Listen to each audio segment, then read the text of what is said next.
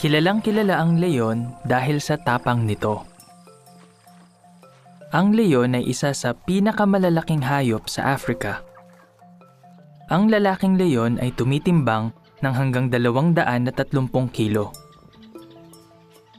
Mas maliit ang mga babae pero tumitimbang din ng hanggang 180 kilo.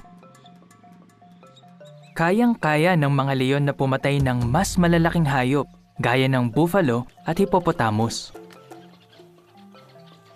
Namumuhay ng sama-sama ang mga leon. Ang mga grupong ito ng leon ay binubuo ng magkakamag-anak na babaeng leon, mga anak nila at ng ilang lalaking leon. Walang ibang hayop na nambibiktima sa malalakas na leon. Pero nanganganib pa rin sila. Kanino? Sa mga kapwa nila leon. May kani-kanyang teritoryo ang mga leon. Sinusugod nila at pinapatay ang ibang mga leon na gustong umagaw sa teritoryo nila. May panganib din sa mga batang leon. May mga lalaking leon na gustong agawan ng grupo ang ibang lalaking leon. Kapag nagtagumpay sila, papatayin nila ang mga batang leon sa grupo para magkaroon sila ng sariling mga anak. Walang kalaban-laban ang mga batang leon. Pero pinoprotektahan sila ng mga lalaki at babaeng leon sa grupo. Makikipaglaban ang nanay na leon para sa mga anak niya kahit na masaktan siya o mapatay pa nga ng mas malaking lalaking leon. Nagtutulong-tulong din ang mga nanay na leon kaya mas protektado ang mga anak nila. Karaniwang ginagamit noon sa labanan ng mga kabayo. Malaking tulong sila para manalo. Makita pa lang ng kalabang hukbo ang mga mangangabayo o karwahe, natatakot na sila. Pero kailangang sanayin ang mga kabayo sa labanan. Hindi sila likas na matapang. Kung walang pagsasanay, pwede silang maging problema sa digmaan. Bakit? Dahil sa talas ng mata at tenga nila, madali silang mataranta. Nakikita ng mga kabayo ang halos buong paligid nila. Sa mga digmaan noon, marami silang makikita na pwedeng makatakot sa kanila. Kaya nilalagyan sila minsan ng mga mandirigma noon ng harang sa mata. May 16 na muscle ang bawat tenga nila. Pinagagalaw nila ang mga tenga nila para mas makarinig mabuti. Mas matalas ang pandinig ng kabayo kumpara sa tao. Mas mabilis nilang marinig kung may panganib. Mapanganib kung mataranta ang mga kabayo sa digmaan. Sinasadya ng mga sundalo noon na takutin ang mga kabayo ng kalaban para magkagulo. Kaya ano ang ginagawa ng mga tagapagsanay ng kabayo? Sinasanay nila ang mga ito sa kapaligiran at ingay na katulad ng sa digmaan. Kaya unti-unting nawawala ang takot ng mga ito. Kapag nasanay ng tama, hindi na nila tinatakbuhan ang digmaan. Sinusugod na ito ng matatapang na kabayo.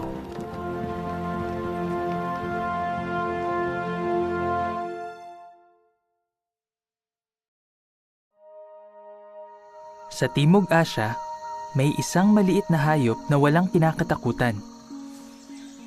Ang Indian Grey Mongoose. Karaniwan nang wala pang 1 metro ang haba ng mabalahibong hayop na ito mula ulo hanggang buntot. Pero kahit maliit, wala itong inuurungan. Maliliit na hayop ang kinakain nito. Pero nakilala ito sa pagkain ng makamandag na mga ahas gaya ng king cobra. Kilala ang ilang uri ng mongoose kasama na ang Indian Grey Mongoose sa kakayahan nitong pumatay ng makamandag na mga ahas. Bakit kaya nitong labanan ang ahas? Makapal at matigas ang balahibo ng mga Indian Grey Mongoose at tumatayo ang mga ito kapag nagugulat sila o nagagalit. Ang balahibong ito ay nagsisilbing proteksyon ng mongoose sa tuklaw ng ahas. Pero kapag natuklaw ang mongoose, may isa pa itong pandepensa. Hindi ito tinatablan ng kamandag. Napakabilis at napakaliksi ng mongoose. Kaya kapag tutuklawin na ito ng ahas, nakakaiwas ito agad. Hindi rin agad napapagod ang mongoose. Kaya nitong makipaglaban hanggang sa mapagod na ang ahas. At alam ng mongoose kung saan pupuntiryahin ang ahas para tuluyan na itong mapatay. Dahil sa mga pandepensa at kakayahan ng mongoose, walang takot nitong nalalabanan at natatalo ang ahas. Ang hummingbird na makikita lang sa North at South America ay isa sa pinakamaliliit na ibon. Kahit iba-iba ang laki ng mahigit 300 uri ng hummingbird, ang karaniwang haba nito ay mula 6 hanggang 12 sentimetro. Halos hindi na makita ang pagpagaspas ng pakpak ng hummingbird. Sa bilis ng pagaspas, may maririnig na ugong habang lumilipad ito. Mas maliit ang hummingbird, mas mabilis ang pagaspas. Ang malalaking hummingbird ay pumapagaspas ng 10 hanggang 20 beses kada segundo. Pero ang maliliit ay kayang pumagaspas ng 70 hanggang 80 beses kada segundo. Kayang lumipad ng hummingbird ng pasulong at paurong, patagilid, pataas at pababa, at sa ilang sandali kahit nang nakabaligtad. Habang kumakain, kaya nitong lumipad nang hindi umaalis sa pwesto. Pero kahit maliit, matapang ang mga ibong ito. Pinoprotektahan nila ang pinagkukunan nila ng nectar at itinataboy ang ibang hummingbird na umaagaw sa teritoryo nila. Binabantayan ng mga babaeng hummingbird ang pugad nila. Lalo na sa panahon ng pagpaparami, binabantayan ng mga lalaking hummingbird ang teritoryo nila. Dahil maliksi sila, kaya nilang itaboy ang malalaking ibon, gaya ng uwak at lawin. Inaatake pa nga nila ang mga tao. Kahit maliit, handang ipagtanggol ng hummingbird ang sarili nila at ang mga bagay na kailangan nila para mabuhay.